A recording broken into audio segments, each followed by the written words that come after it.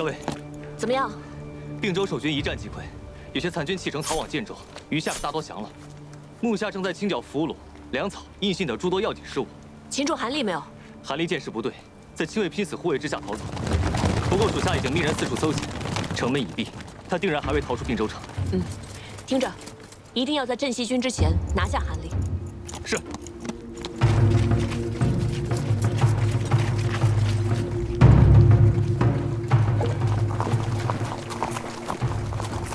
来人呐！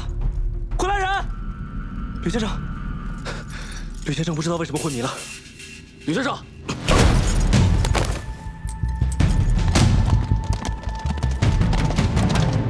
听这个语！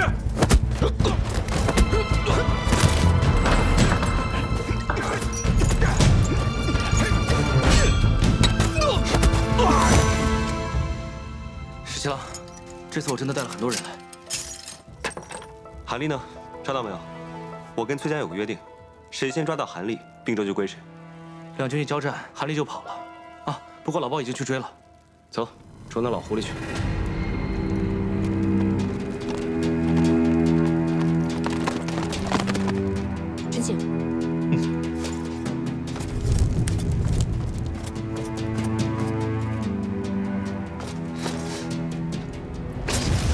校尉，车中并无韩立。果然狡诈。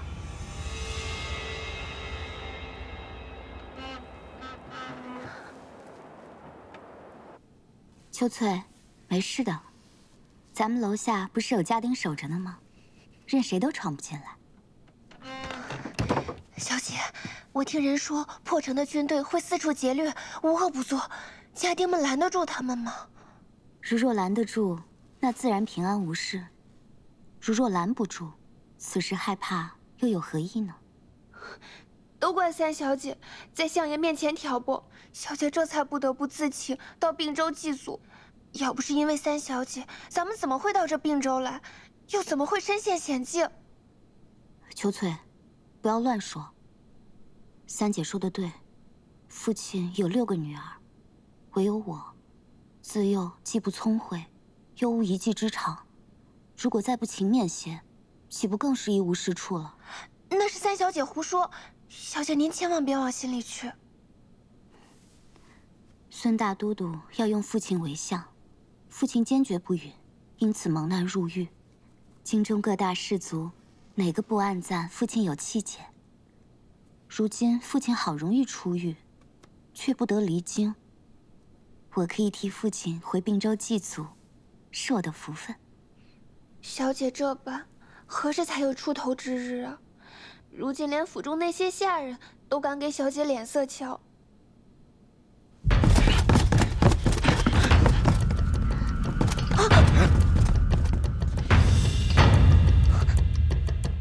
主公放心，追兵已经被那辆马车引开了。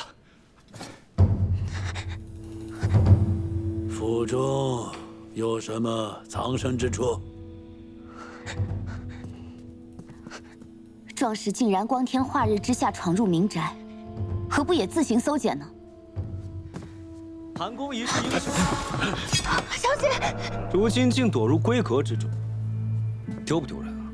韩公，这么挟持个弱女子，未免落了下场吧？激将法不管用。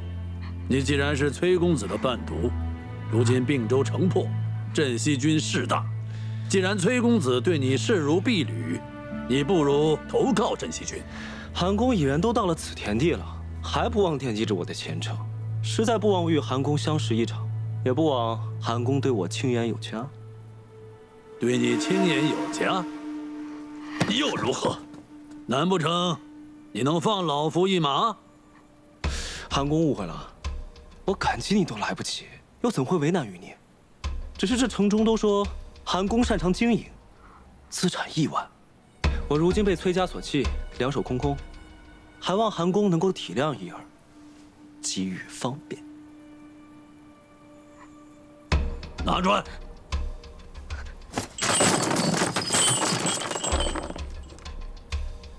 这些珠宝价值连城，你不如拿了去投靠镇西军。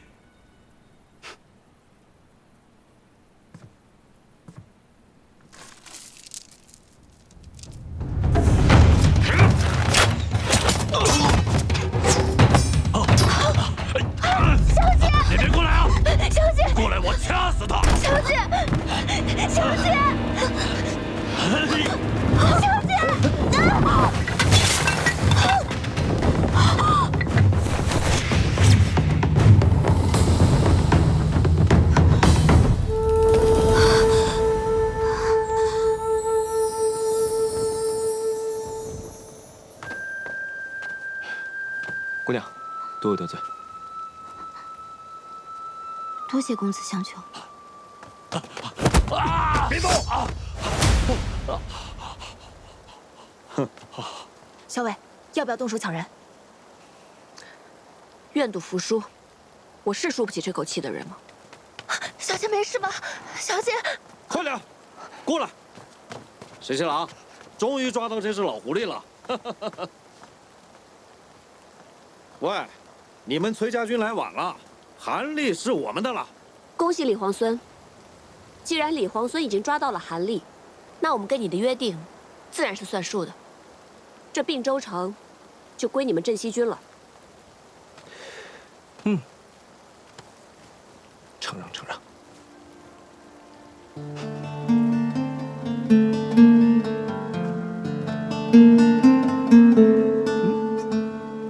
韩立被镇西军抓住了，按照前约，这并州城归他们了。什么？你何时跟镇西军做过这种约定啊？这怎么成啊？何校尉，你为何不早说？此事他早就禀明于我，是我让他这么做的。哦，镇西军缺粮缺得厉害，这件事情我早就禀明过公子。只要一入城，就派人把粮草清空搬走。此刻，就算镇西军得了并州城，他们仍旧没有粮食。原来如此。我有一事想要劳烦兄长。阿林这是要派我上阵了。都是自家人，何谈劳烦？你是义军之主帅，吩咐便是。如今我大军入城，镇西军另有所图，不可不防。我想劳烦兄长率军驻扎城外，若是城中出了事，你在城外也好策应，以防万一。驻扎城外啊！阿林做此决定，定有你的道理。我这就率军出城扎营。辛苦兄长。都是自家人，客气什么？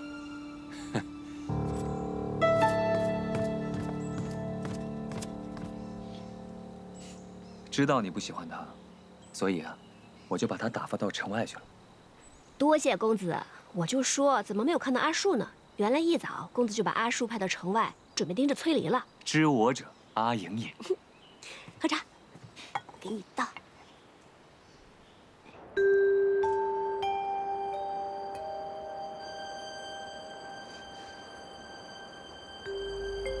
有种再说一次。行，尼尔贝，我就再说一遍，你们崔家军马上交出无理挪扣的粮草，全部推出城外。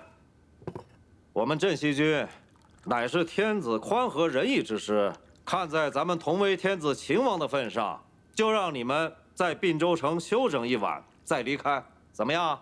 我们镇西军够仗义了吧？并州城是我们打下来的，粮食先入城者可得。虽然我们与你们有约在先，但也是你们占了并州城，凭什么让我们把粮草给你们？以为拍桌子，老子就打你妈！并州城是我们两军一起打下来的，没有我们镇西军，韩立早跑回建州反攻并州了。你真敢说？我说了，还我粮草！你再说一次！你是真二倍还是假二倍啊？若不是我们率军攻城，你没有时间抓韩立。还我们粮草，滚出并州城！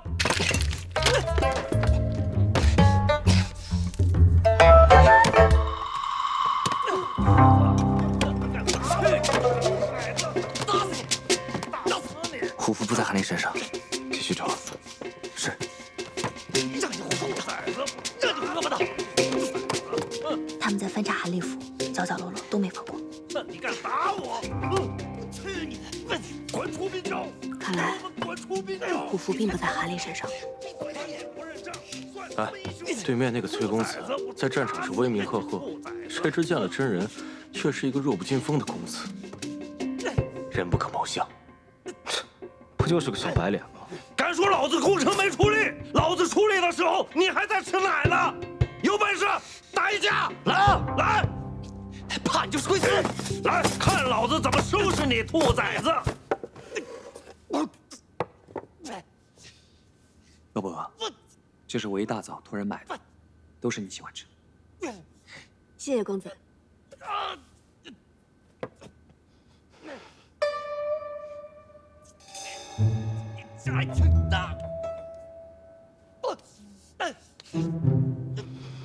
好吃。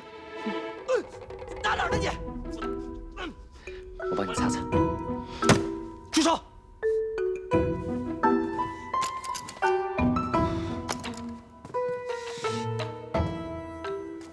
我饿了，先吃饭。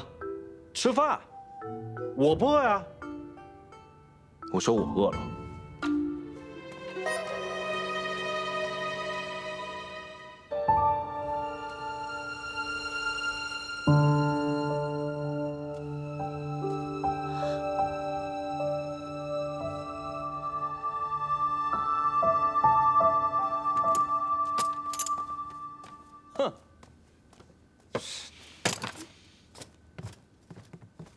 小伟，那位李皇孙可是捡到了你丢的那根簪子，真没想到，堂堂皇孙镇西军统帅，这么爱贪小便宜，捡了别人东西不还，竟然堂而皇之的插自己头上，太无耻了！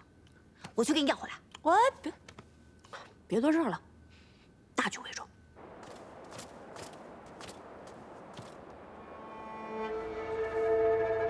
何校尉的簪子不是说丢了吗？为何会在李念那里？是何校尉送给他的。七夕灯会向来是并州一大盛事，这2支大军都在并州，这拜帖送来，不知哪一家能答应啊？哎，只盼不要有纷争才好啊！把你们小白脸公子叫出来！什么小白脸？我看你们镇西军才是吃白食的小白脸。两派大军闹成这样，迟早会打起来，城中无法安定，遭殃的是咱们呐！二位久等了。啊，不敢不敢。我家公子说了，并州城大局初定，人心惶惶之际，正是需要举办一场热闹的灯会，百姓们放了心，日子才能过下去。百姓们过得好，才是我们起兵勤王的初衷。到时候，我们崔家军上下，包括我家公子，皆会出席。届时还要有劳二位。是。看来镇西军是不打算出席啦。不是，你家公子把我家将军吩咐的话都说完了，镇西军上下也皆会出席。啊，多谢多谢。耳朵那么厉害有什么用？嘴那么慢。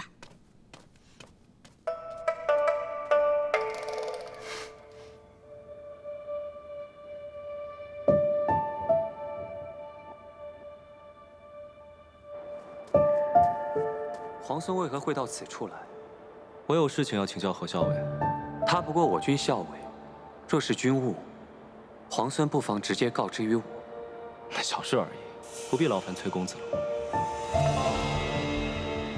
听说前几日，何校尉被困于韩立府，皇孙颇为照拂何校尉，他才能先行脱困。皇孙这般相助，我应当好好设宴，感谢你才是。你们崔家军是秦王之师吗？应该的。哪里？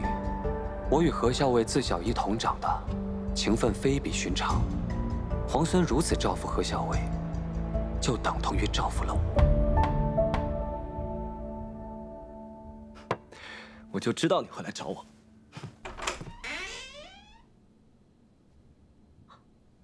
公子怎么来了？就是忽然想来看看你。见过皇孙。年里，今日事起仓促，姑娘没有受伤吧？需要找个大夫瞧瞧吗？方才军中小裴将军已嘱咐大夫来看过，幸儿只是有些小小擦伤，无碍的。妾是特意来谢过皇孙的。今日若没有皇孙，妾早已命运黄泉。不必客气，举手之劳而已。也不用叫我皇孙，在军中叫我君侄就行。进来吧。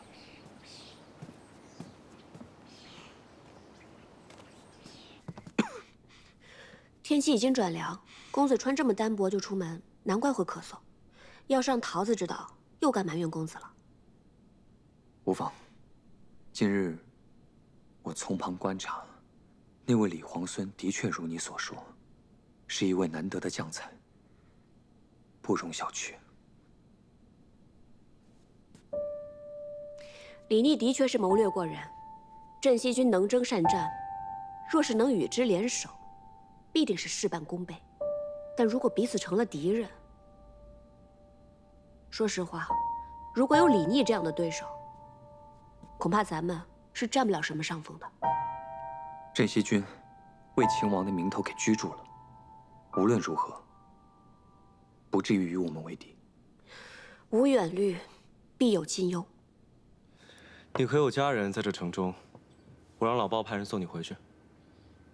魏相将军明言，妾家姓顾，小字婉娘，本是京都人士，月前奉父亲之命回并州老家祭祖。并州顾家，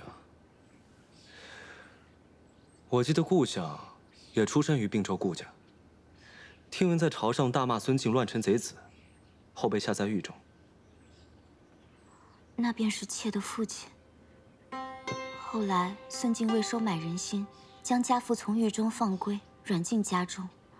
妾因此请命回并州祭祖，替父亲祈福。原来你是顾相家的小姐。家国倾覆，亲长险遭不测。幸而今日得见镇西军，真乃军威赫赫，所向披靡。妾愿将并州家中存粮献与镇西军，望将军旗开得胜，早日收复京都。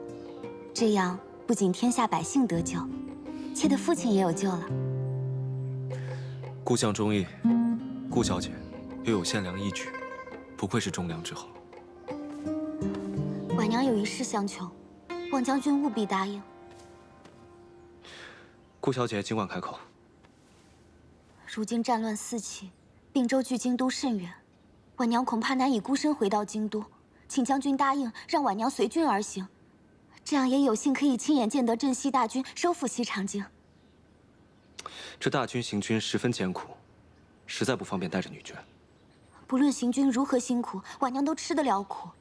若将军有顾虑，我和秋翠皆扮作男子，绝不给将军添麻烦。我还是派遣一队人马，护送你们回京吧。将军忙于军务，婉娘亦不愿将军再分兵保护婉娘。只要将军答应，让婉娘远远跟在大军之后就行。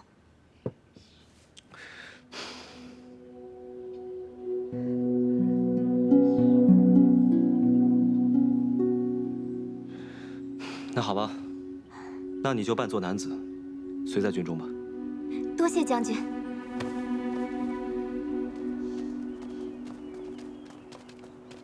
站住！拦住他！没规矩的东西！婶娘，教一教他们规矩。是。太子妃为内命妇，超品；国夫人为外命妇，一品。太子妃品质远超国夫人。国夫人如见太子妃，须行叩拜礼。怎么，这意思我还得拜礼了？魏国夫人为大都督之妻，大都督功高勋重，太子妃说了，魏国夫人入宫可免礼。我是太子妃身边的女官，正六品；你是魏国夫人身边的婢女，五品制。怎么，一个五品制的婢女想在宫里对六品的女官动手？你这是尊卑贵贱不分，毫无规矩。好一个伶牙俐齿的贱婢！国夫人谬赞了，大都督何等谦逊有礼。国夫人如今出入宫闱，必也得明规矩，守礼仪，方不惹人耻笑。耻笑？我倒要看看，现在谁敢耻笑我！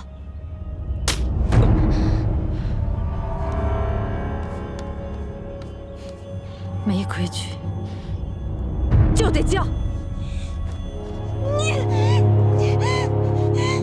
你个贱人！哎呀，阿姐不要再哭了。不瞒阿姐说，外面这风言风语传的确实难听，可毕竟这萧氏是先太子妃。先太子既然已经自强，他若是个懂事的人，就该训了先太子；即使不训，也应该出家入道，为先太子守节。不过大都督如此英明睿智之人，怎么偏偏被这萧氏所迷惑？他定是给你姐夫下了蛊。你想想，这么多年，在这府里上上下下这么多的姬妾，他何曾偏宠过一人？再这么下去，可怎么了得啊！阿姐莫慌，如今前方战事连绵，大都督还指望我们陈郡元氏替他征战筹粮，必得给我等3分薄面。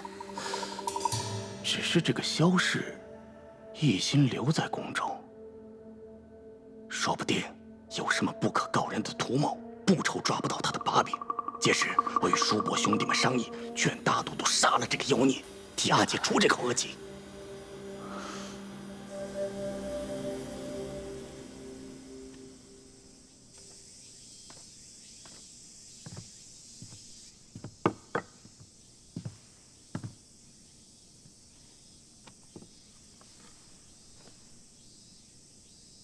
下去吧。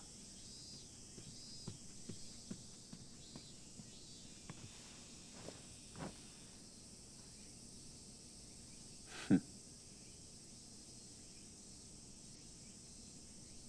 河汉清且浅，相去复几许。哼，既然又到七夕了，当年就是在七夕那晚，你我第一次相遇。早知今日，当初莫若不相逢。你又说这种负气的话，难道还在为魏国夫人置气呢？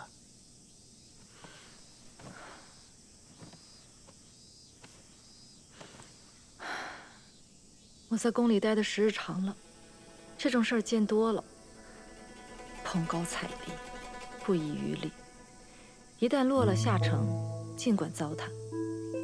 今日，魏国夫人掌过我的女官，我若不还手，哪一天，她还会下令镇杀了我？难道大都督会为了我为难你那堂堂的正妻吗？那倒不至于吧。陈郡元氏乃大都督的妻族，大都督一向倚重，妾今日得罪了魏国夫人，自请出宫去修道，也不在这儿碍旁人的眼了。哼，你倒是激将起我来了。嗯，妾怎敢激将大都督啊？妾就怕继续待在宫里，有一天不明不白的死去，还不如出去修道，免得聒噪。那我倒要看看，天下哪间道观能搁得住你啊！哼！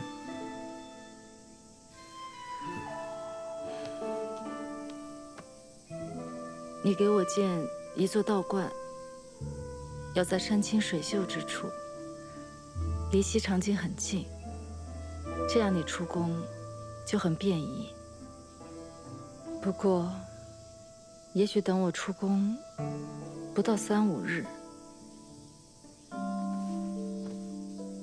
你也就把我忘了吧。你真的要修道？我不想待在宫里了。魏国夫人不是一个心胸开阔之人，免不了处处为难我。再说，这宫里的人人人一张利嘴，我不想被他们说3道4的。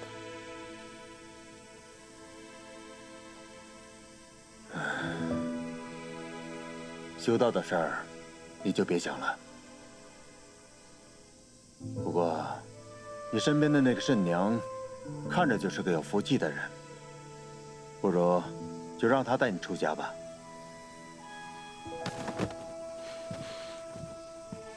大都督还是说出了实话，为了魏国夫人的情面，居然让我的女官出宫修道，那还不如赐我一壶鸩酒，让我和慎娘即刻饮下便是。她是你的女官，冲撞了魏国夫人，总要个交代吧？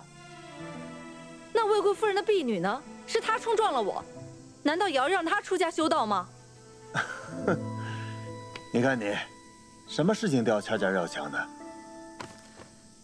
大都督若一视同仁，处置那婢女，我就让慎娘出家修道，否则免谈。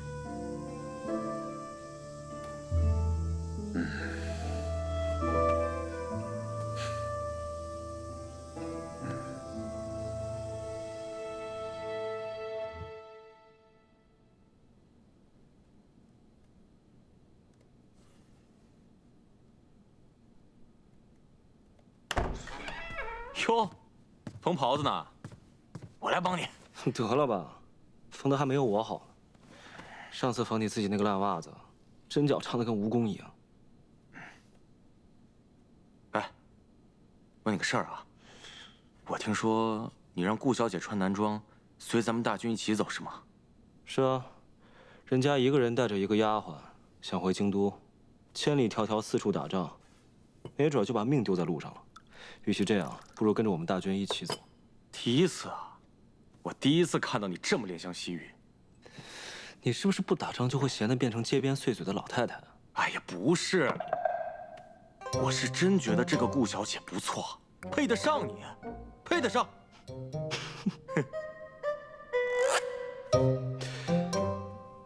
原来是你看上人家顾小姐了。我？照说，我跟裴大将军写一封信。替你求签？哎，不是，这胡扯什么呢？明明是你好不好？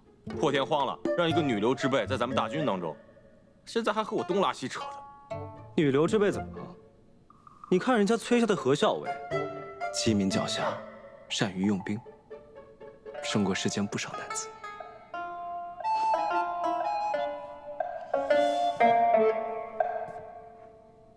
哎，我听你这话的意思。你看上的不是那个顾小姐，而是那个何校尉吧？胡说八道！哼，我胡说八道。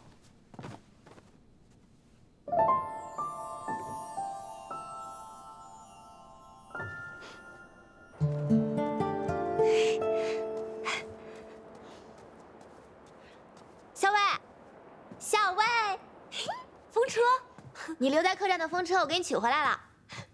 快给我看看！哎，不过校尉，就这么一只风车，你怎么还巴巴的留在客栈柜台上，又特意让我去取回来？你看，这不过就是市面上卖的小玩意儿，既不精细也不值钱。哦，还破了，留着干什么？破了，啊，你看，交给掌柜的时候明明还好好的，一定是没有给我好好仔细保管。这也来了，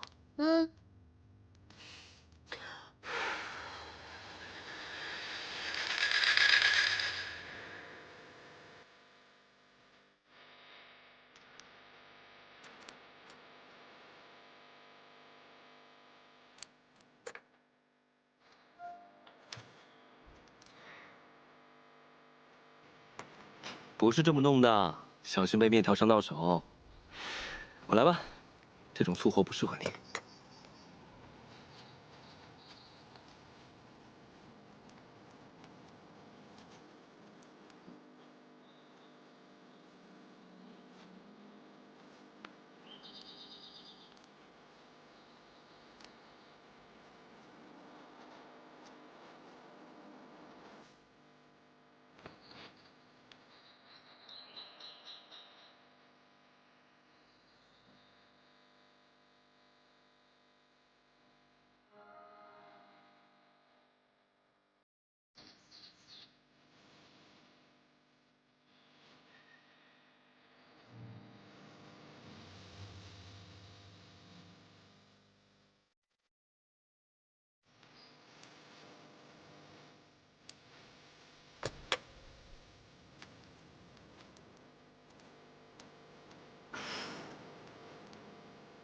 好了，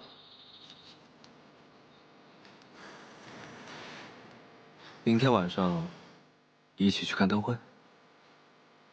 你不用主持大局吗？那无聊的差事，我早就推给别人了。你呢？要陪崔公子吗？不用啊。那说定了啊。嗯，说定了。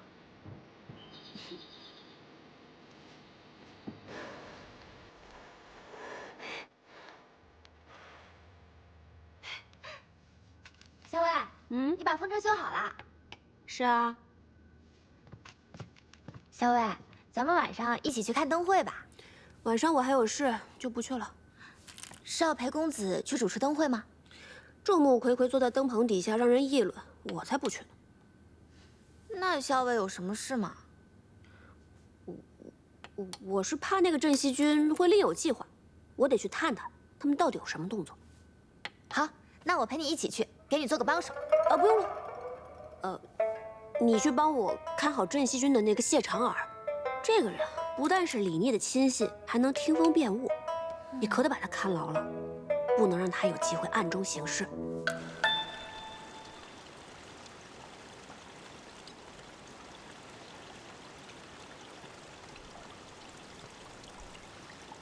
哎，我说耳朵啊，你怎么愁眉苦脸的啊？明天晚上七夕灯会，十七郎下令当众斩杀韩立，为镇西军立威。是啊，十七郎让咱们布置的不都安排好了吗？可是他让我引走桃子姑娘，不让她跟着何校尉，这是为何？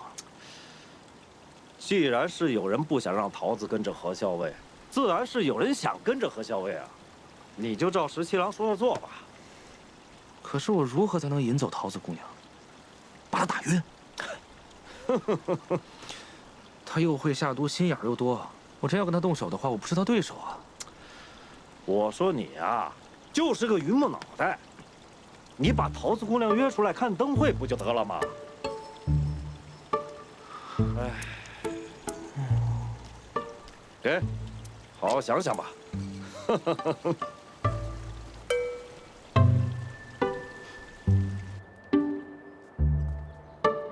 桃子姑娘，桃子姑娘，今天七夕灯会，不如我们一道赏灯。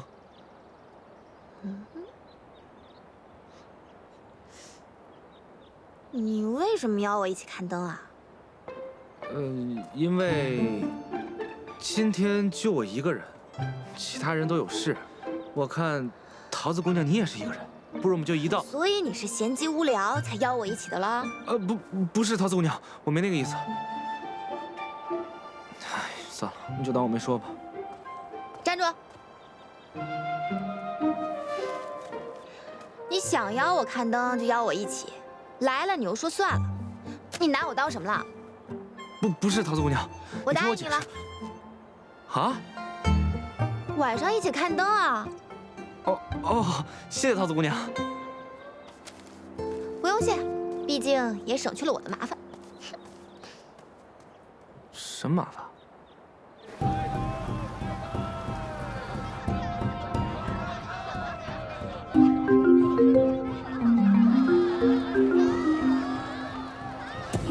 小心！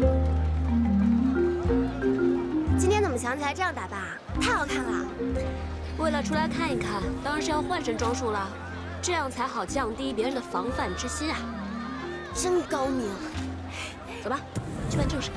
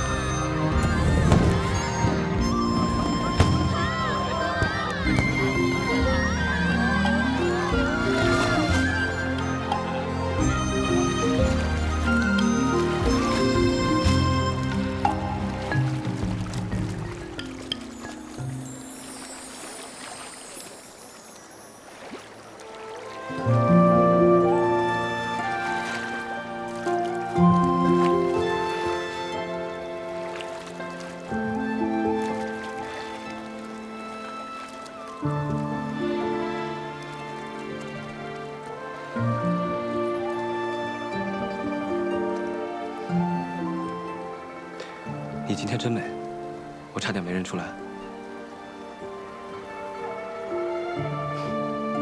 请。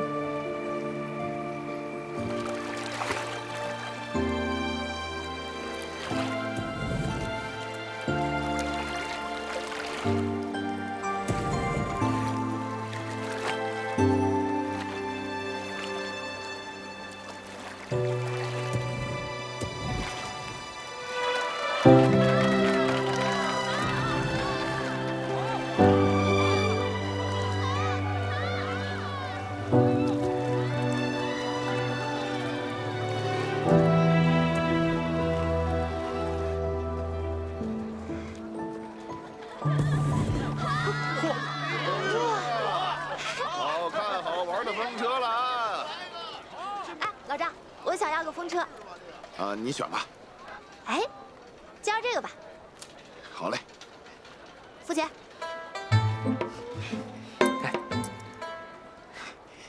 你喜欢风车啊？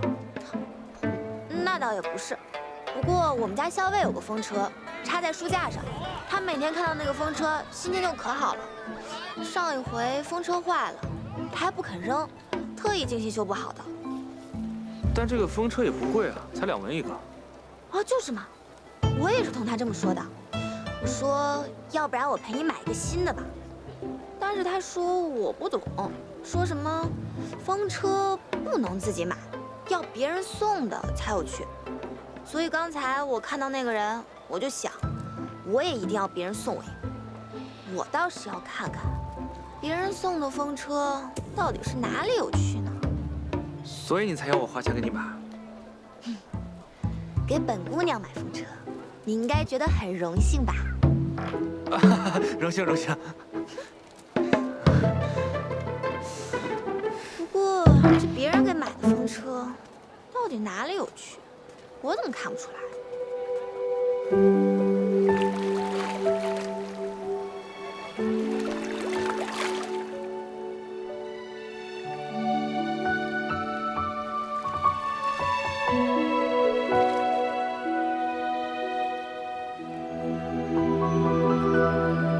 满船星梦压星河，这里可真美啊！导览观的星星比这里要大很多，也要低很多。半夜躺在沙漠上，天黑的像丝绒一样，好似一伸手就可以摘到星星。在我们平凉有一望无际的草原，小的时候，爹爹带我出去打猎，有的时候我在马背上睡着了，醒来一睁开眼睛，看到天上的星星一颗一颗的，就像快要掉下来的糖粉一样。我从小在京中长大，自从学会骑马之后，我便经常独自一人驰马去乐游原。乐游原是京中名胜之地，它的地势奇高，站在那儿可以俯瞰整个京都。万树鸣蝉，隔岸红，乐游原上有西风。西河自衬鱼泉素，不放斜阳更向东。原来你喜欢这首啊，可我喜欢另一首。等等，我知道你喜欢哪一首。什么？离离原上草，一岁一枯荣。野火烧不尽，春风吹又生。是不是这首？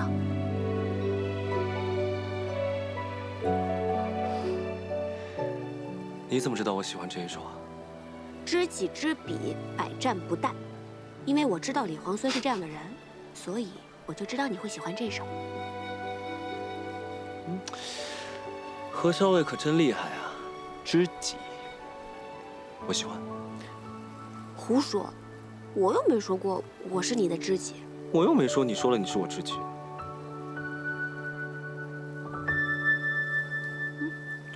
哎，我的裙子怎么都湿了？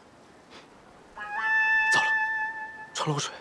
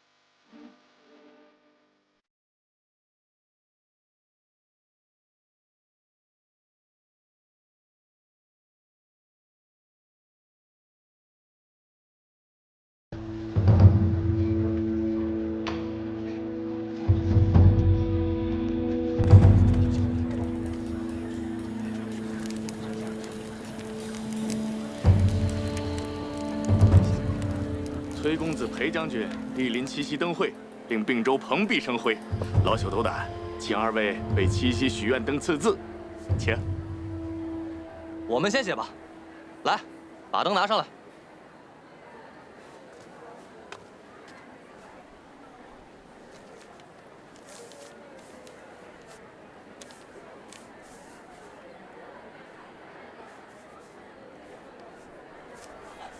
好字，好寓意。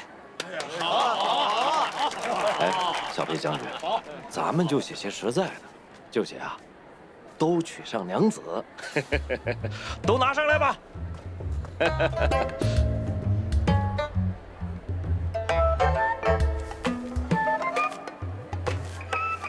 哎，咱们镇西军上下都是光棍，简直一支光棍军，连这个愿望都不给许啊！风调雨顺，风调雨顺，好。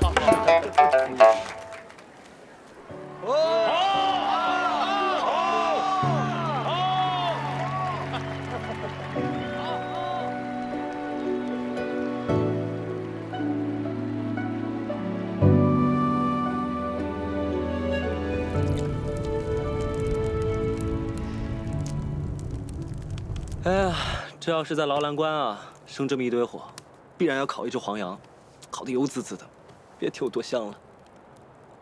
小的时候，阿娘也经常在火堆里面给我烤芋头吃。那下一次有机会我烤给你吃。说的我都有点饿了。走，带你吃东西去。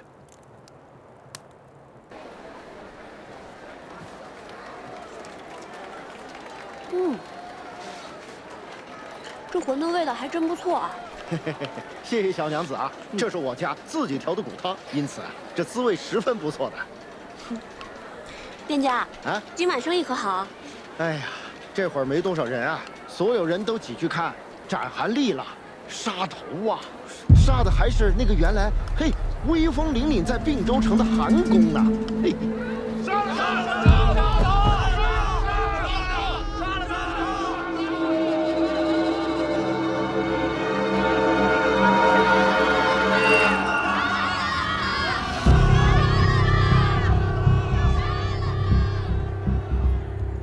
公子，都已安排妥当。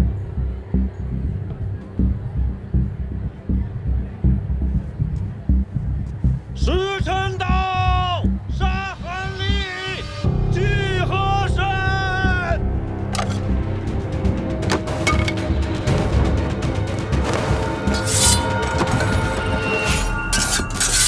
救主公！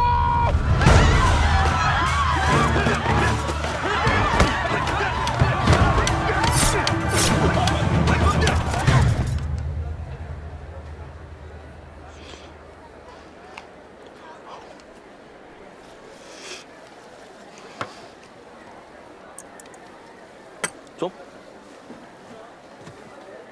哎，两位，看看我们家护腕吧，这可是上好的水牛皮啊，我老婆子一针一线缝出来的，3层皮特别结实。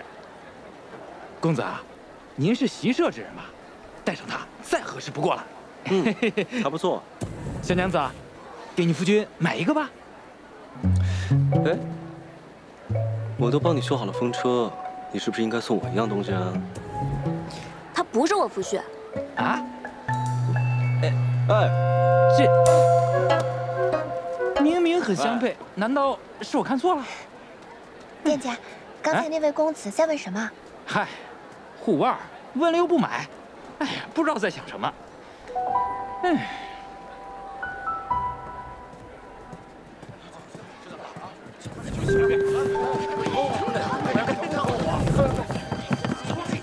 看来皇孙算无一策，另行安排了一场大戏啊。何校尉，你这么一夸我，我总觉得我计划还不够周密。蓝河水十八弯，第一弯就是那银松滩，银松滩里鱼儿。石七郎，石七郎，哎呦，石七郎，石七郎，怎么弄成这样？没事。石七郎，怎么样？该杀的杀，该抓的抓，一个不落。东西呢？老黄，拿出来。护符啊，可是俺找到，就在这儿。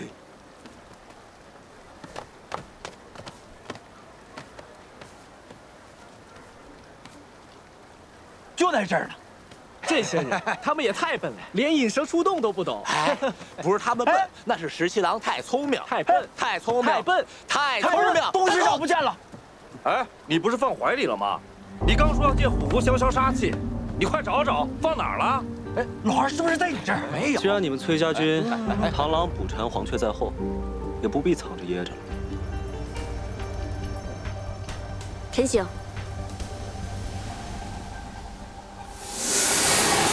虎符，你快放在这儿！快交给他们！喂，小娘子，你不是皇孙的爱妾吗？不是要和石七郎私奔吗？你虽然是崔家军的人，但不是身在曹营心在汉吗？现在怎么反倒过来帮这个小白脸坑咱们呢？就是，说清楚，怎么回事？胡说八道！你们小两口闹别扭，也不至于闹这么大吧？闭嘴！李皇孙，你这是何意？如何说我的下属是你的爱妾？你又怎么能如此？放任他们侮辱我崔家军？哎，他可是自己说的，他亲口跟俺们说他是皇孙的爱妾，还要跟俺们石七郎私奔呢。他怎么会帮你这个小白脸？阿英，公子，当时在山寨遇险，我才假借皇孙家眷的身份，这帮人不明就里，才如此误会。侯校尉，借度说话。我们走吧，不要跟他废话。公子，我很快就回来。你怎么猜到的？这几日你的人把韩府几乎翻了个遍，我就知道，你虽然抓到了韩立，但是没有找到虎符。所以你就不再费力气搜虎符？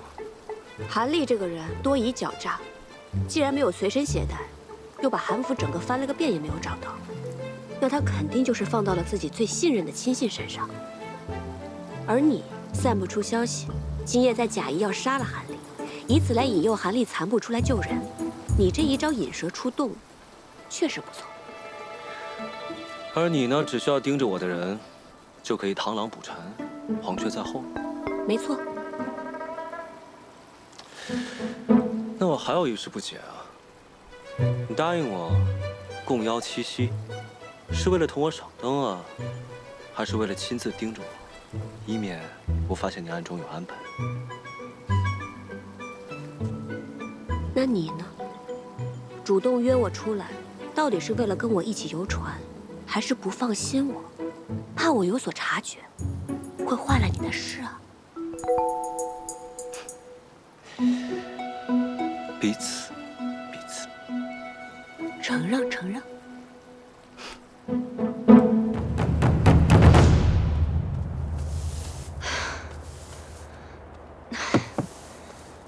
歇一会儿。年年想了法子，让我出宫去修道，会安排你混在随时修道的宫女里面，跟我一起出宫。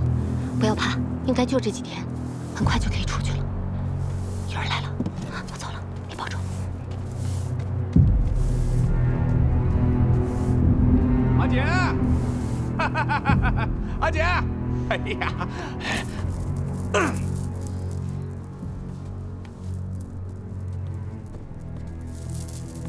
大都督已经下令，让萧氏身边的那个女官作为替身，出宫修道去了。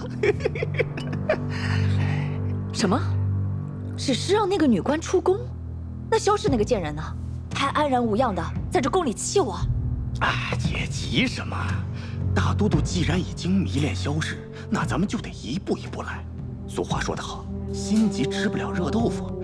只要我们把萧氏身边的羽翼都给他剪除了，还怕没法子弄死他们啊？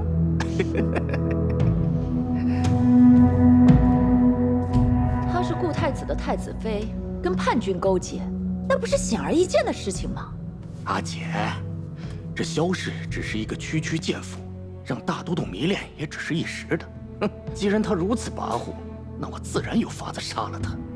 阿姐放心，我马上就回洛阳督战。只要我们袁家在阵前继续立下功勋，阿姐在大都督心目中的位置就固若金汤了啊！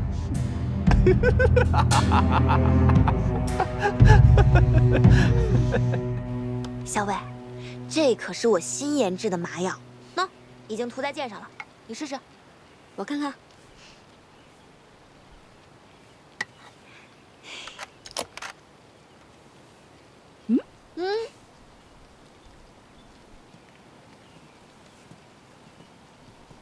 小姐，当时皇孙救你的时候，就那么把袍子解下来往你身上一披，那动作真是太潇洒了，我在楼上都看呆了。皇孙答应咱们追随在他身边，咱们以后再也不用担惊受怕了。多亏有皇孙。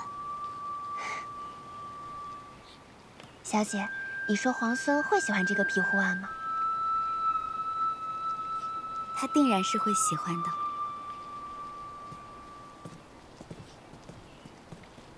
我只加了一点点麻药，就已经见过何校尉。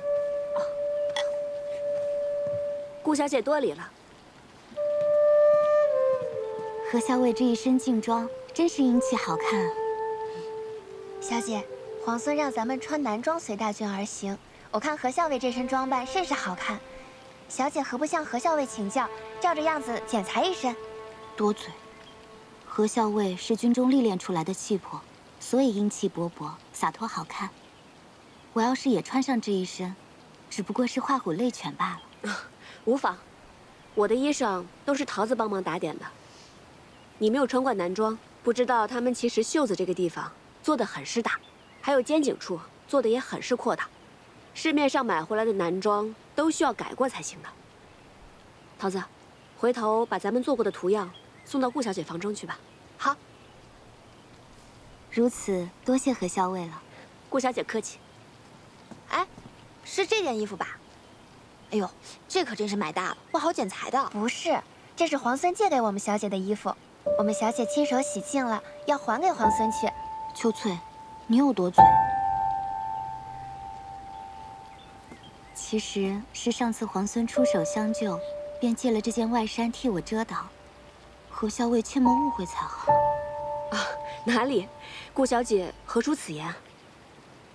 如此，就不耽误顾小姐了。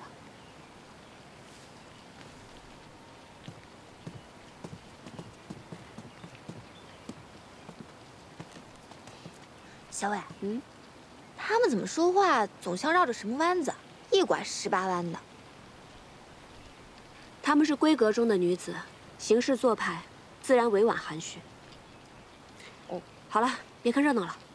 哎，可他们总提到皇孙，可皇孙跟咱们有什么关系？跟他们有什么关系？你怎么知道皇孙跟他们没有关系呢？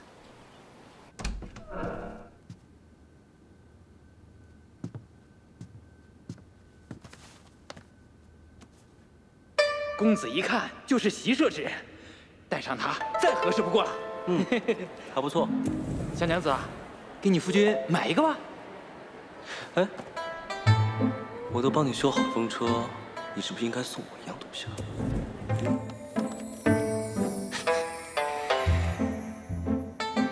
这个阿爷就是嘴硬心软，真好看。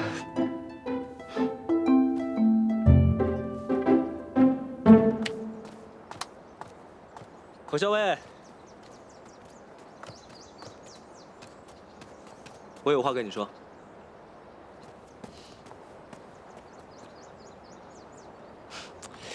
哎呀，有些人就是这么的嘴硬心软。这一大早上出去忙活了，也不让我知道。哦，是吗？哎呀，明明说着不送，最后还是送。看来送给皇孙护腕之人，一定是皇孙十分重视的。那当然了。只是我觉得，虽然我重视他，但他更重视我。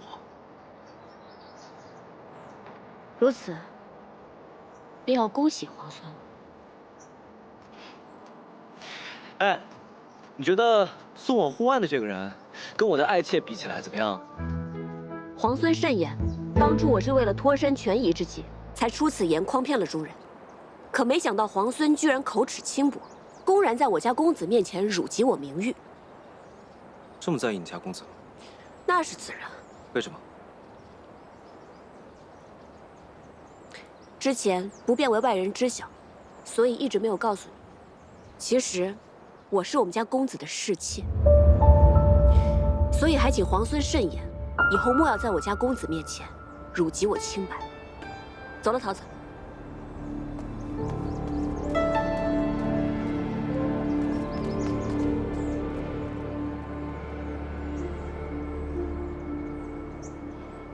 小薇，你为什么要跟皇孙说你是公子的侍妾啊？今日的谈判正到要紧处，要想乱了他李皇孙的心神，必须得有一个出其不意的消息才好。啊，乱他心神，你就要这样说，那不是有损你女儿家的清誉吗？你跟公子之间清清白白，明明压根儿就不是什么他的侍妾，这样同外人说自己，以后还要不要嫁人？傻丫头，这世上能娶我的男人，才不介意我这么说呢。啊，不对啊，你以前总是说这世上能娶你的男人，只怕还未出生呢，怎么今天忽然就改口了？你终于发现这世上有能娶你的男人了，是不是？快告诉我是谁啊？他是……我就不告诉你，快走吧，啰嗦。哎，告诉我嘛，我想知道。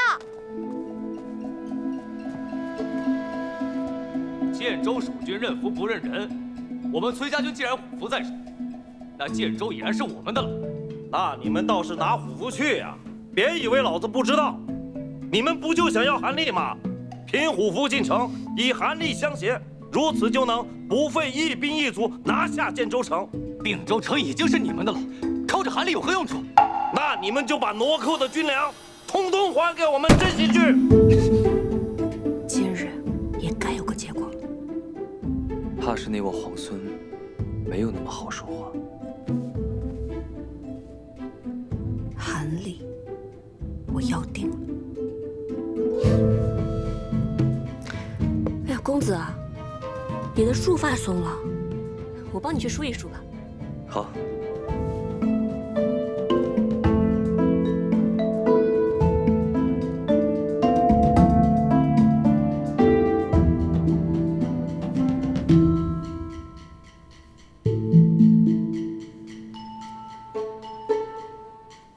石七郎，其实关于崔家军的何校尉，有句话我不知当讲不当讲。不当讲。好。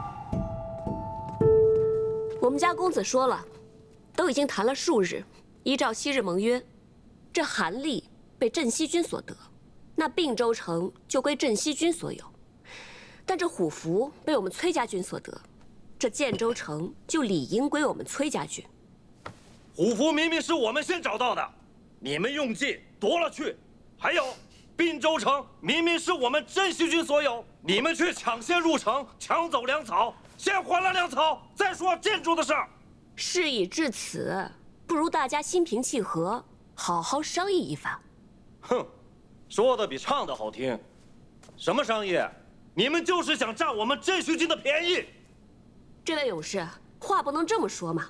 既然是商议，那吃亏让步，我们崔家军也都是可以的。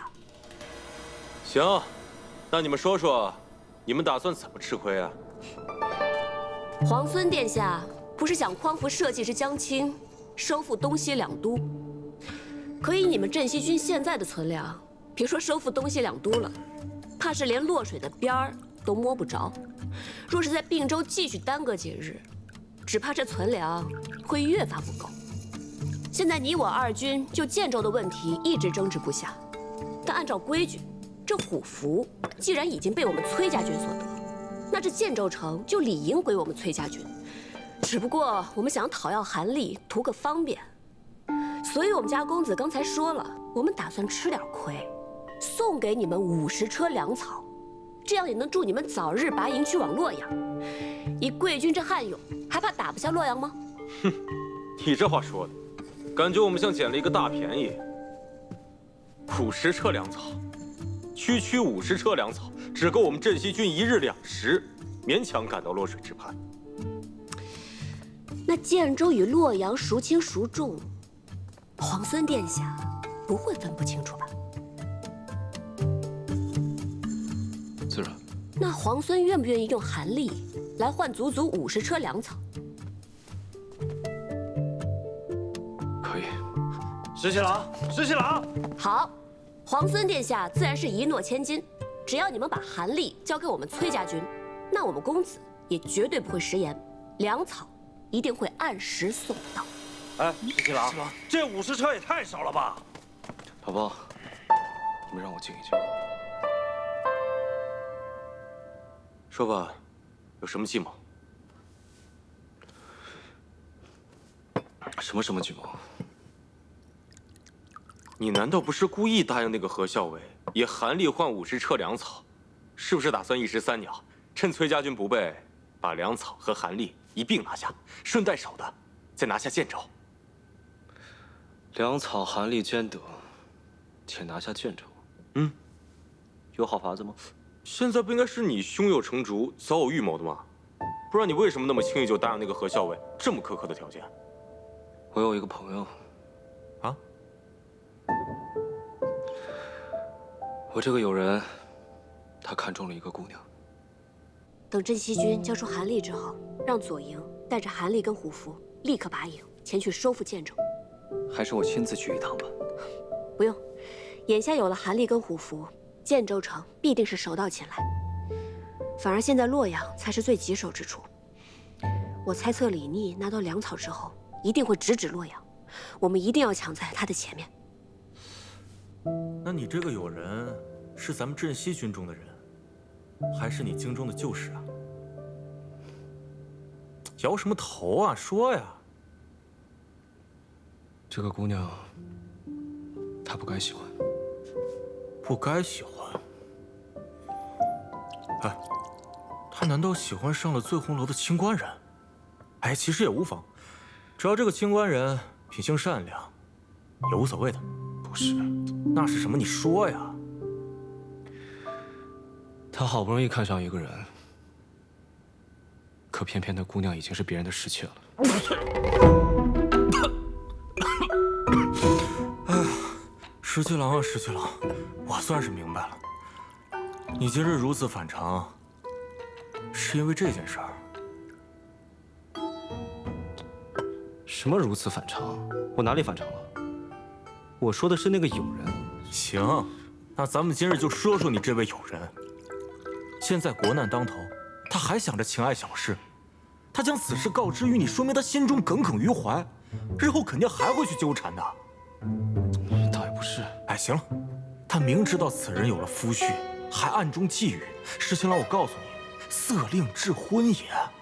其实你不用说了，石青郎，我劝你早日和你这个友人一刀两断，否则你不怕近墨者黑，有一天你也喜欢上别人的妾室吗？石七郎，三思啊！啊！哎，今日李皇孙如此失魂落魄，就这么轻易答应了咱们，也不知道发生了什么事。谁知道呢？那我就让陈醒去安排粮草了。哎，等等，我又想到了一个计策。如果到时候他们的人比我们先到洛阳，我们再伏击，然后……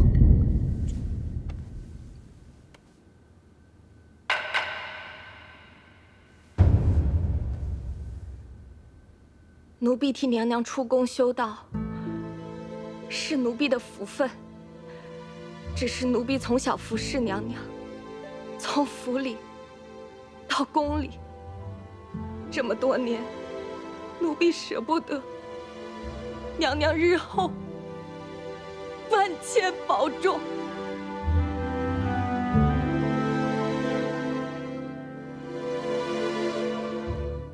修道是好事，替我积福，也替你自己积福。我身边还有锦娘，不用挂心。倒是你，保重自己，也替我照顾好江氏。去吧。是。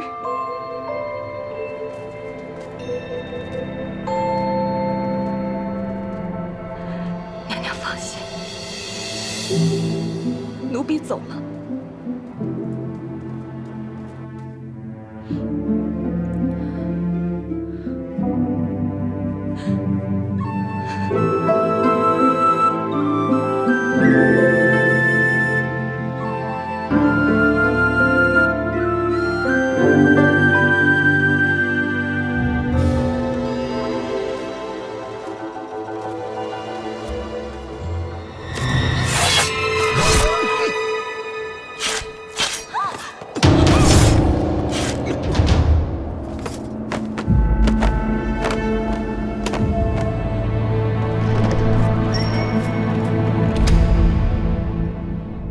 大都督，都办妥了。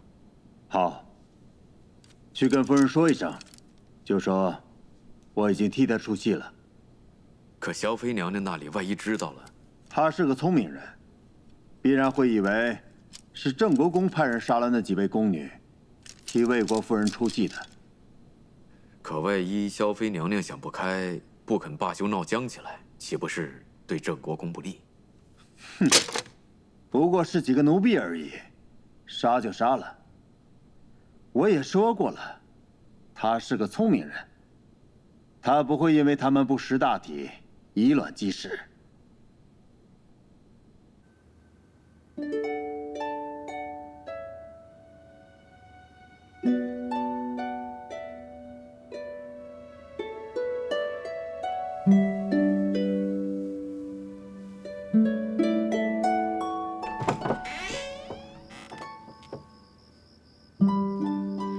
皇孙营夜来访，难道是想做梁上君子？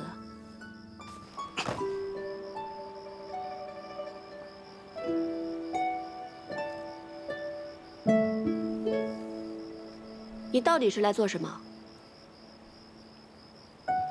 我今天来是想还你。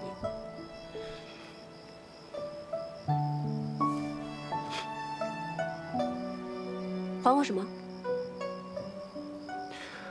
我来是想向你解释，白天是我误会了，我以为护腕是你送的，言语间多有冒犯，还请见谅。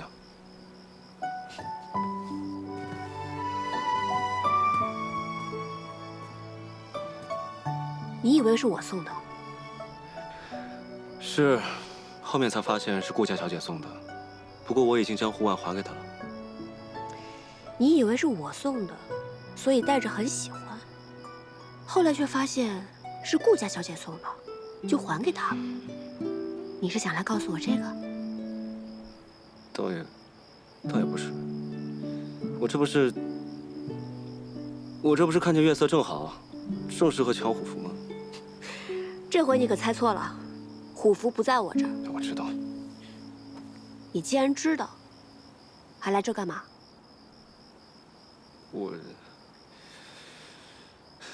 我这不是……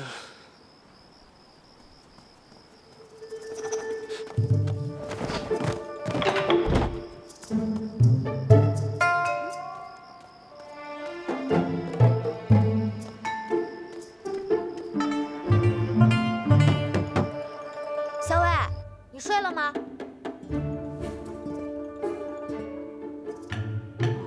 我已经准备睡了。哦，那我也去睡了。好，你快去吧。那你早点歇息吧，小伟。知道了。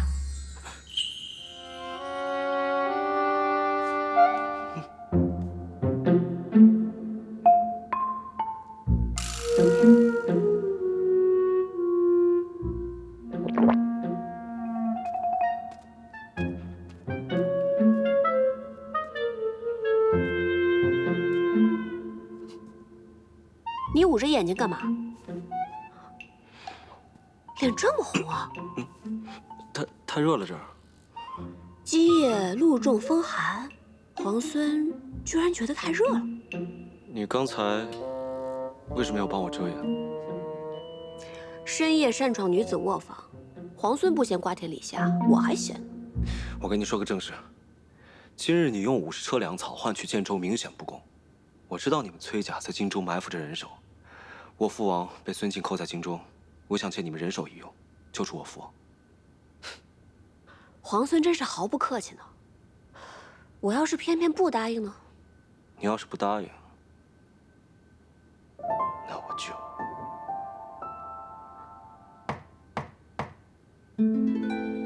阿莹，你睡了吗？我刚睡下。我有要事要同你商议。好，我来了。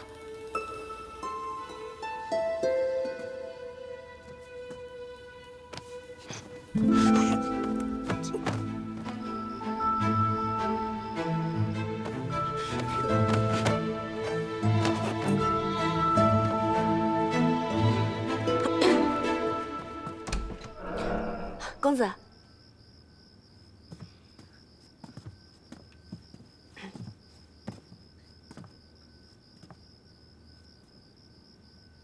公子，是不是哪儿来的军报啊？其实也没有什么要紧事，只是我听桃子说你未用晚膳，所以才过来看看你。不过我见你气色还挺好的，看来是我多虑了。不过下午点心多吃了点儿，晚上就没什么胃口。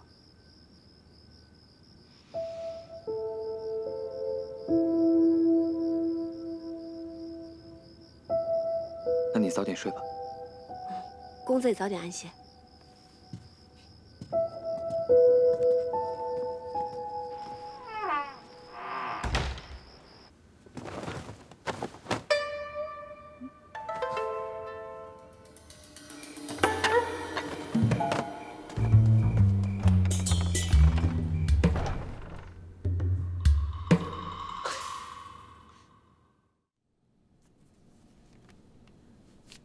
都打听清楚了，世娘和江氏的骨灰都被扬在了城外。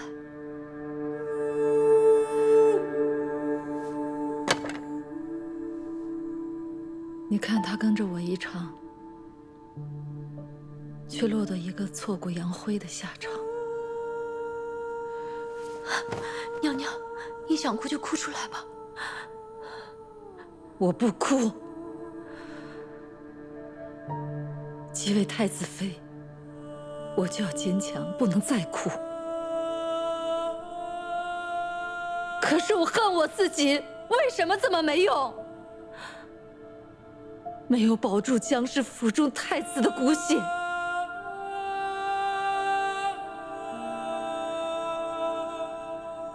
若有一天我到了地下，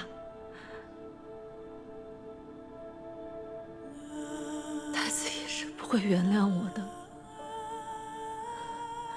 娘娘，太孙还活着，若是没有您的话，他都活不到现在。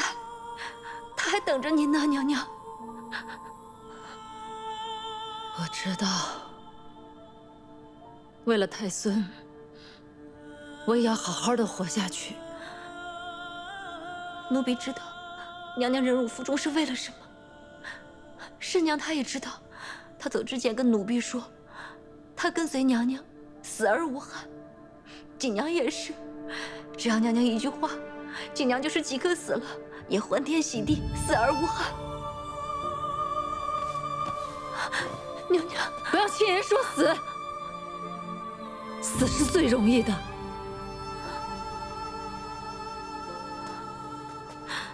太子薨逝时，我若拿一把刀一抹脖子，那是最容易不过了。世人还会赞我一身贞烈，可我心里明白，我不能那样做，我得活下来。我还要好好的与孙敬周旋，也许我还能找机会保住太孙，我还能找机会见机行事，助我大禹王朝光复。娘娘心里苦，奴婢都明白。你说，玄泽这个孩子，是不是又长高了？韩畅带着他东躲西藏，也不知道今晚能不能吃饱，能不能睡个好觉。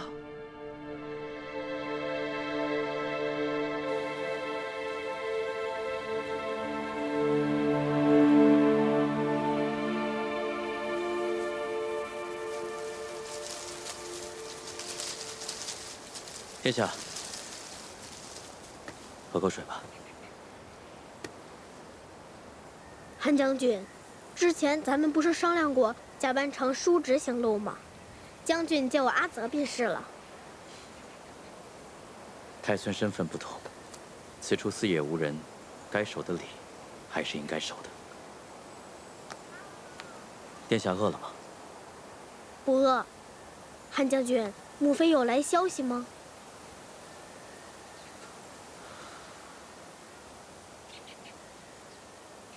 没有。来，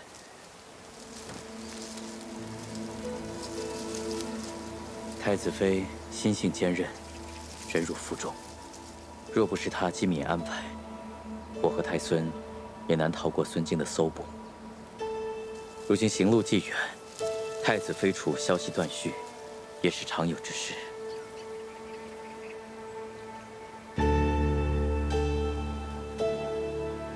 希望母妃能平安无事吧。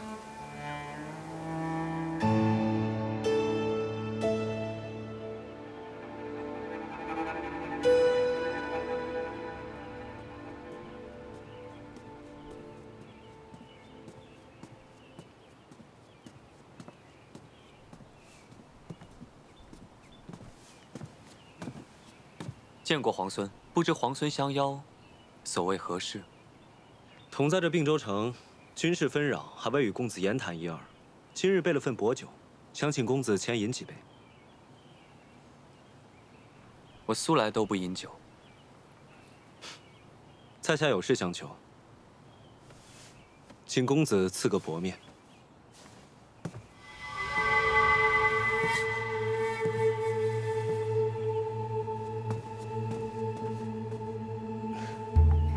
皇孙有事，就直说吧。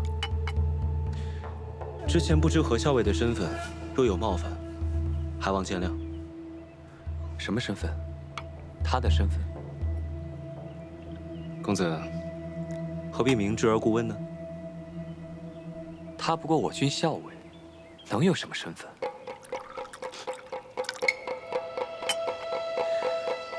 公子不必隐瞒，我什么都已经知道了。只要公子答应帮我这个忙，我便会保守这个秘密，绝不会让旁人知道。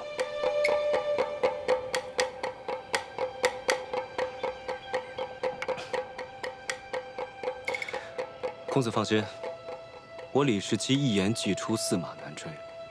只要公子答应，我便让这个秘密烂在肚子里。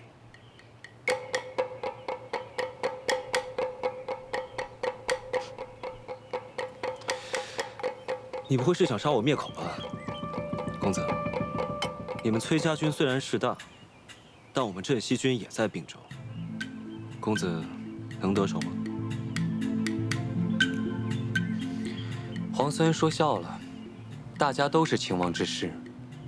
皇孙说吧，你究竟有何事，需要我们崔家相助？但说无妨。我的父亲梁王被孙敬扣在了荆州。我知道你们崔家在荆州埋伏着好手，只要公子鼎力相助，我就必能救出父王。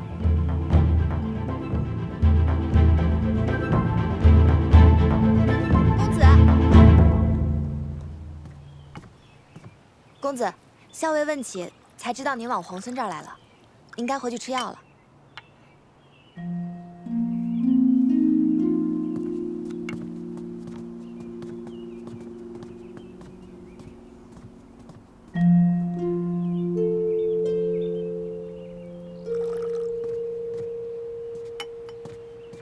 我说石七郎，你不说今天要摆鸿门宴吗？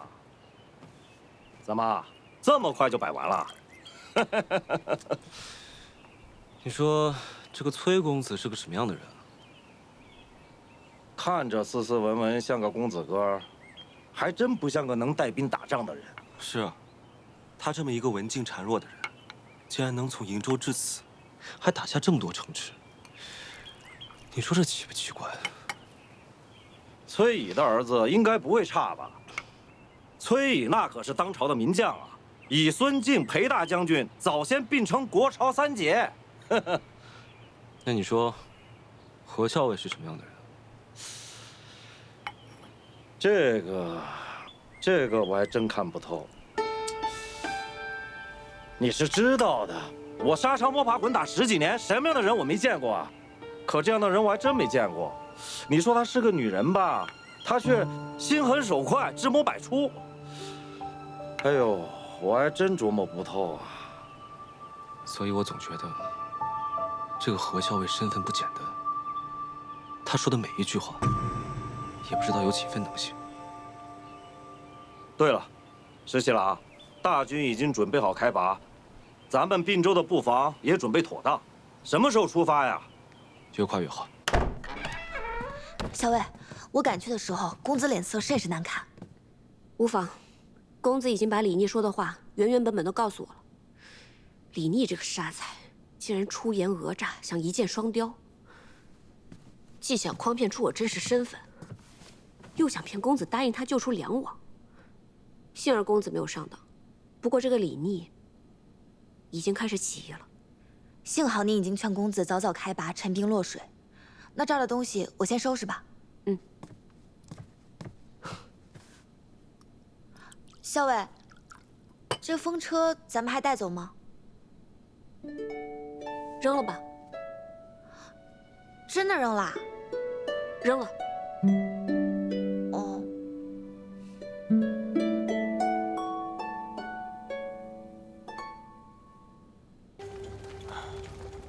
洛阳，城坚墙高，易守难攻，而且还有那个福原二，他虽然是番将，但他是孙敬旧部，对孙敬一直忠心耿耿。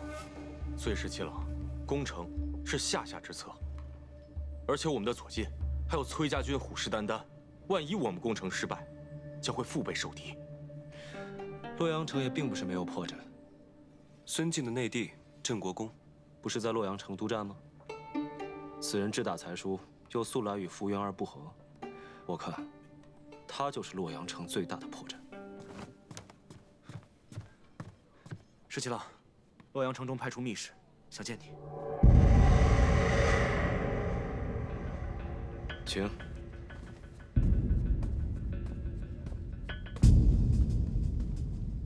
福公竟孤身至此，果然好胆魄。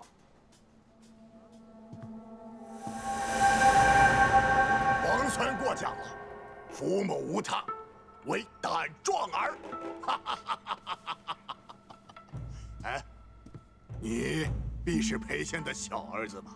想当年我和你爹一起领兵征伐汨罗的时候，你还在吃奶呢。福公10几年前征伐汨罗时，单枪匹马连闯王帐，直取汨罗王首级。李逆当时年幼，只是当故事听听。如今得见真人，方知福公神勇，确如故事一般。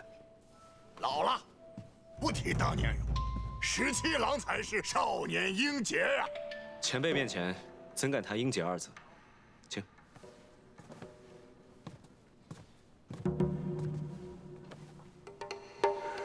镇西军和崔家军在并州的事儿，老夫都听说了。这韩立既是皇孙所获，那为何不将建州城也一同获入囊中，反而让崔家占了个大便宜？我们镇西军不像崔家军这么财大气粗，所以只能拿建州换取粮草，我也是无可奈何。皇孙就不想出口恶气，把那崔家的粮草辎重夺过来？福公怕是忘了，我为何兵临洛阳城下？皇孙想要洛阳，福某心知肚明。只是，眼下镇西军缺少粮草，人困马乏，强攻洛阳，不过是突然替崔家军做嫁衣，这顿亏，皇孙还没吃够。这世人皆道福公勇猛无仇，没想到这离间计用的也是如此高明。虽是离间，也是实情。皇孙此刻不出手，难道就放任他崔义势大，一路坐收渔翁之利，终成心腹之患？难道他崔义就比大都督还更好相与啊？福公有话，不妨直说。眼下两军压境，福某深受大都督私恩。以皇孙目前的兵力，若要攻破洛阳城，绝非易事。不若在3日内击溃他崔家军，一旦事成，福某立刻奉上城中半数粮草。镇西军只要绕城而过，福某绝不阻拦。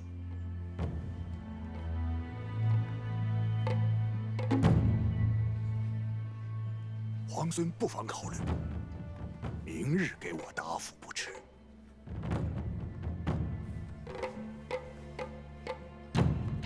好。老夫先告辞了。哎，我已命人备好了30车粮草，今夜就可送达，作为老夫此行赠礼。福公就不怕我收了粮草之后，转头就攻打洛阳？30车粮草，老夫还送得起。告辞了。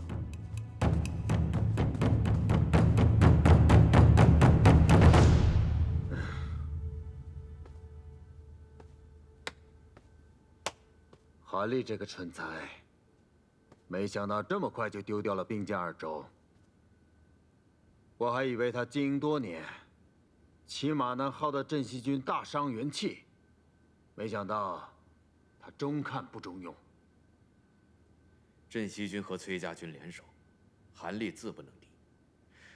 如今镇西军必然剑指洛水，咱们对百越的大军是不是暂时先撤回来一些？南征百越是开疆辟土之大事。李氏玉朝100年来，数征百越皆大败而归。若是我能够平定百越，便可让天下应服。是，但如今战局危急，征兵吧。再从各道多征一些兵来。李密虽能，但那兵马有限，便是为，我也要将他困死在洛阳之畔。还是西域的葡萄酒啊！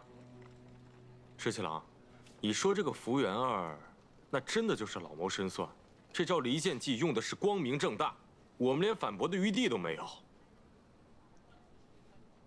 唉，这福元二，此等大将，有勇有谋，却只对孙敬忠心耿耿，真可惜。石七郎，你说他刚才说的话，几分真，几分假呀？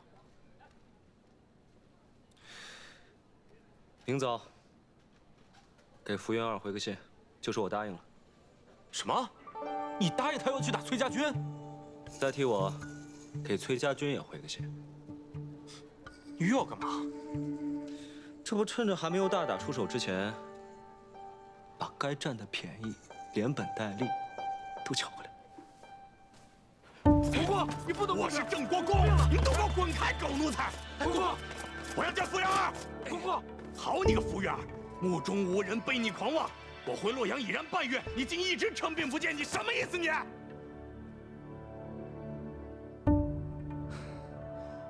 我已然得到密报，说前几日你独自一人前往镇西军大营，私会了李密。说，你是不是背着大都督与李密有什么勾当？没错。3日前，我确实去了镇西军大营，还见了李逆。好，既然你都招认了，那就快快交出帅印吧。啊，傅老将军，你可是手握着洛阳军政大权，万一和李逆有什么里应外合的话，岂不是对大都督不利？哼，帅印那是大都督亲授，除非大都督亲至，否则我是不会交出帅印的。巧言令色你！我见李逆是想逼迫他去打崔家军，两军现陈兵落水，若是联手，这洛阳城就凶险得很呐。最好的法子就是让李逆去击溃崔家军。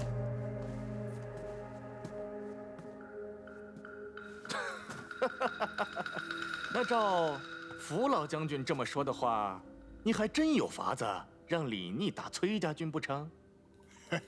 巧了，这李逆刚派人送了信来，说今日魏氏将出击崔家军，郑国公可有幸随老夫一同上城楼，去瞧瞧热闹？福公一见，成君一诺，今日魏氏出击崔家军。你还是在后方略阵吧，哪有主帅当先锋的呀？我若不亲自上场，福元儿怎么会信？再说了，咱们得让崔家军瞧瞧咱们镇西军的实力。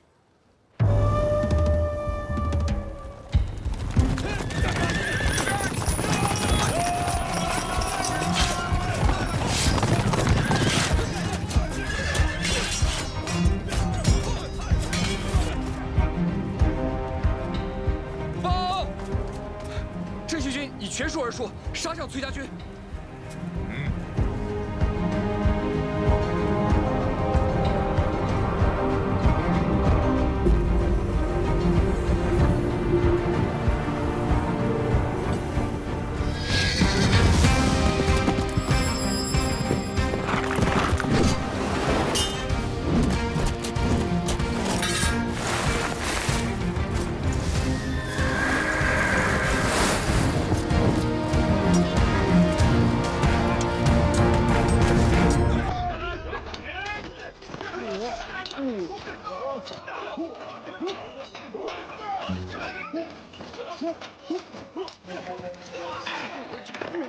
你俩在这打什么呀？四小不是说假打吗？打谁不一样？屁话！你打自己人吧，打崔家军哪不打他们啊？去呀！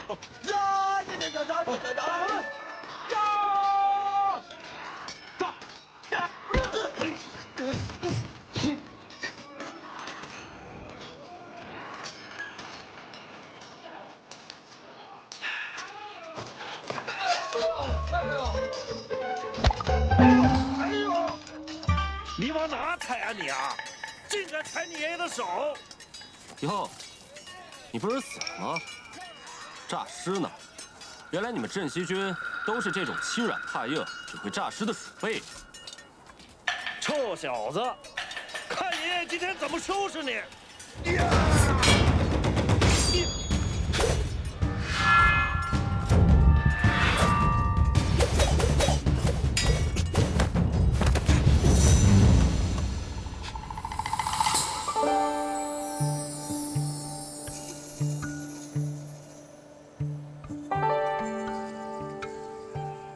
原来是你。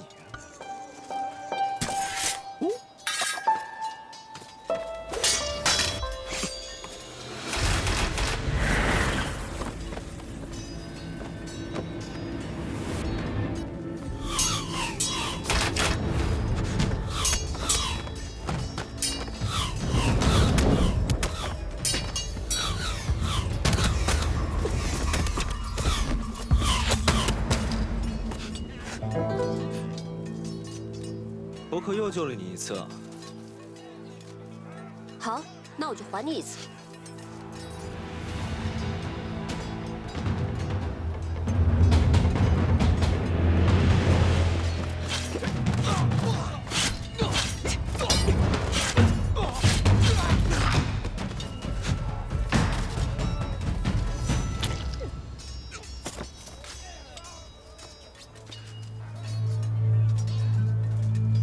这些人为何要杀你？这些人虽皆是面生之人，又极力遮掩，但我心中有所猜测。石七郎，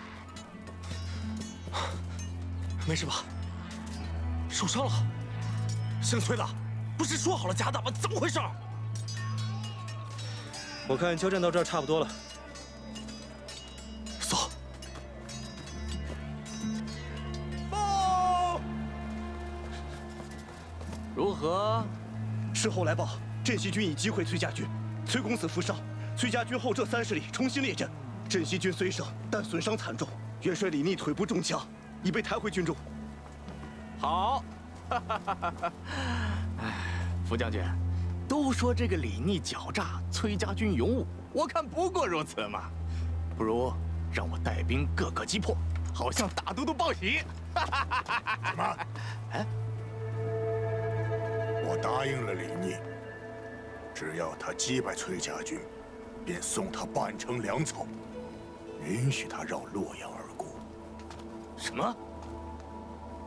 你给他粮草，你还让他绕城而过？你这要造反了你！你懂什么？洛阳乃是东都，地势人心，非同寻常。眼下洛阳城中虽然是兵力粮草充足，但若是崔家军和镇西军联手攻城，亦或是围困洛阳，断绝粮道，岂不是置京都、置大都督于危险之中？我看你就是畏战，巧言令色。哼！我冒险用计离间崔家和镇西两军，如今他们两败俱伤，只怕万一这里边有诈，必得先将他们引离洛阳，而后再筹谋如何将他们分而击尽。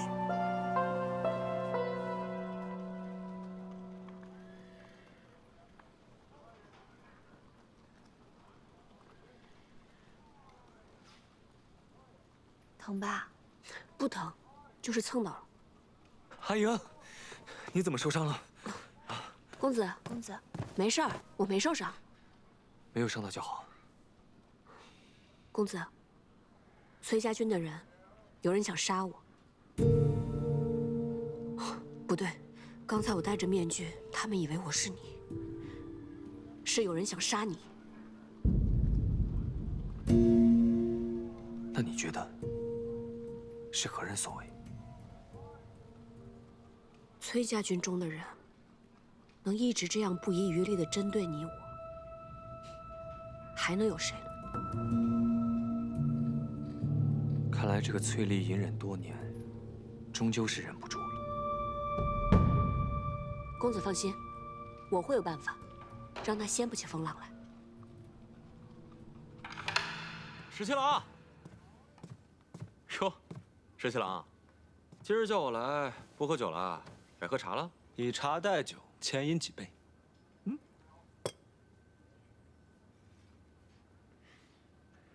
哎呀，如此好茶，得多饮几杯。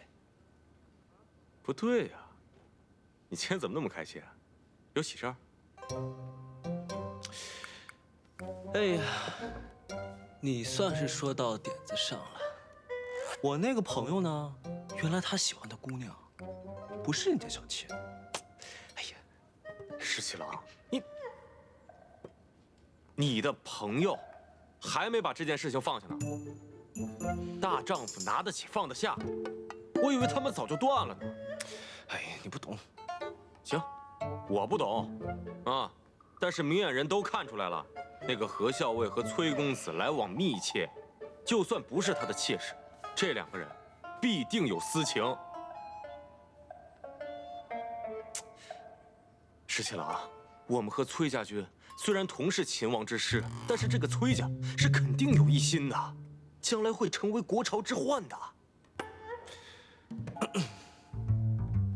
你什么时候知道的？哼，什么时候知道的？长眼睛的人都能看出来，你喜欢那个何校尉，是不是？有这么明显吗？那下回我收敛一点。你干嘛去啊？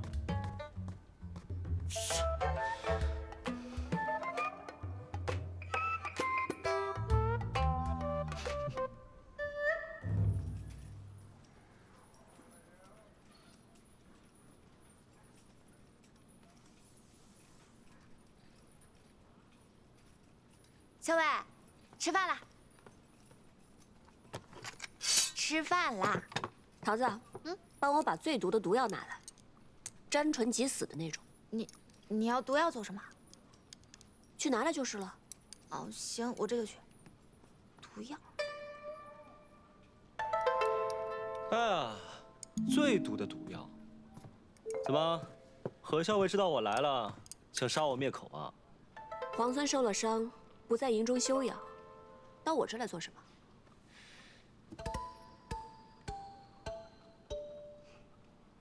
哎呀，以前都是你替你们家公子上阵杀敌的吧？当然不是了，今日公子身体不适，我才替他上阵。哦，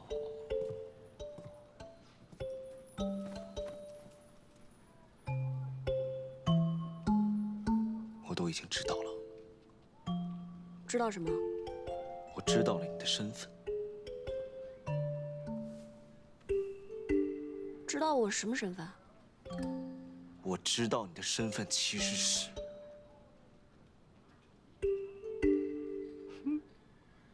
我知道你其实压根就不是崔公子的小妾。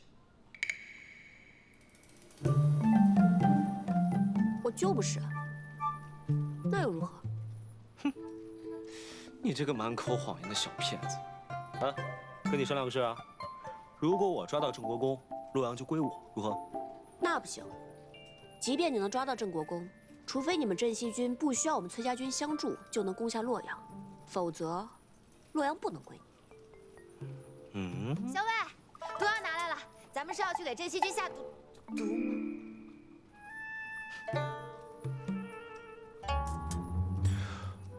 回头再跟你聊聊这件事。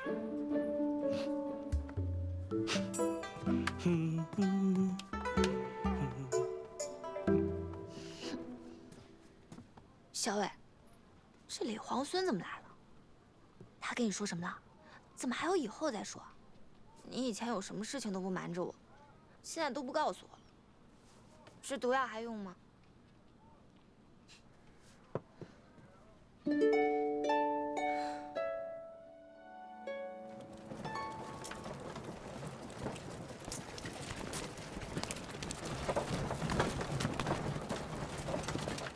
崔家军大败，后退30里。昨日一战，不负辅公所望。这仗打得漂亮，不愧是你阿爷的好儿子。辅公过誉了。昨日一战，皇孙受伤，今日不能前来，特意叮嘱我，谢过辅公的粮草。福某说话算话，答应给他的粮草，就一定会给他的。那就谢过辅公了。转告李逆，让他好自为之吧。是。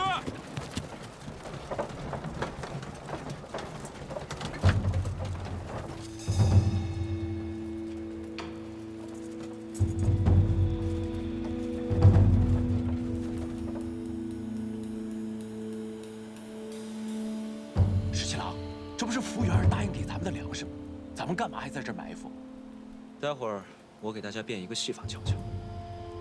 什么戏法？就从这粮食里面，给你们变一个郑国公出来。啊？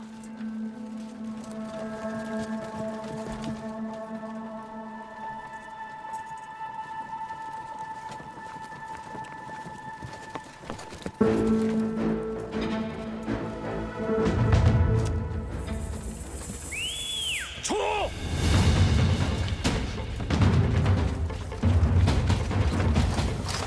出来！快！别上来！出来啊！出来！别动！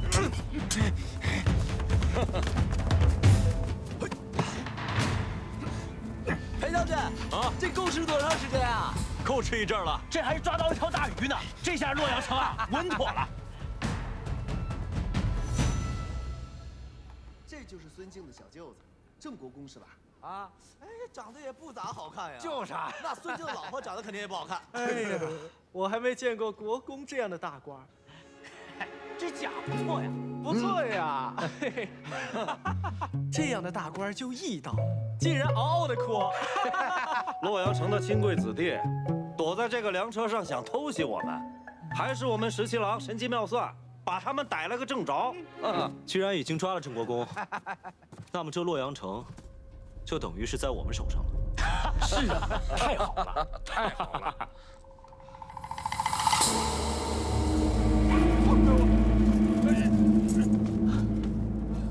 将军，镇西军李逆、崔家军崔林合围，带着郑国公及其随从亲贵前来城前，说愿意用郑国公及被俘的城中亲贵换取城池。换什么换？什么郑国公、外国公，都比不上洛阳城。这等泼皮无赖的事，也只有你们镇西军做得出来。你别看泼皮无赖，可是管用啊！敢不敢跟我打个赌？我才不跟你赌呢！姓符的胡儿，给我听好了，我们家皇孙李元帅说了，给你一个机会，只要你打开洛阳城的城门，我们就放了郑国公和这些亲贵子弟，我们保证不拿城中的财帛，不伤害城中的百姓，怎么样啊？这买卖划算吧？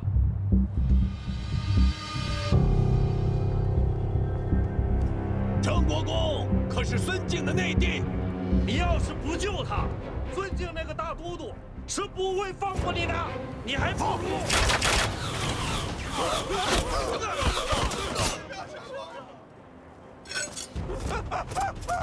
放箭啊！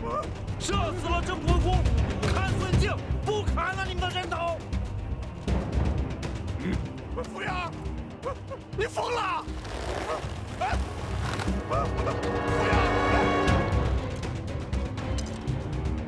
扶阳，别！你放啊！别！放啊！扶阳，别！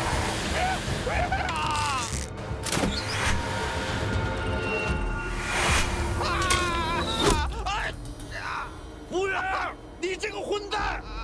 服务员，你给我放肆找你！城里的千万人可都看着呢，大都不会放过你的。剑法不错呀，要是再偏一点，射中郑国公的心口，那可就不好用了。我已经派人进攻应州，不能再让崔乙那个老儿坐享清福了。哼！大都督好一招围魏救赵啊！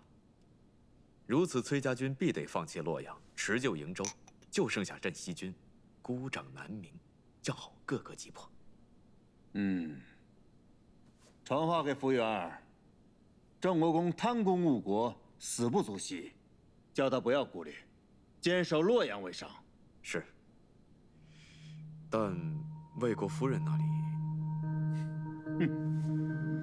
夫人聒噪，我不理会便是了。李逆的那两个兄长，如今还在江南吗？啊，李俊和李来皆无领兵之才，此刻仍被困在江南，不足为惧。哦，放他们出关吗？大都督的意思是，兄弟3个人聚在一起，方知谁是鲲鹏，谁是雀鸟。那两个雀鸟，怎么会眼睁睁看着自己的兄弟展翅高飞呢？大都督妙计，自古以来便不缺兄弟阋强之时，这李逆也该尝尝各种滋味了。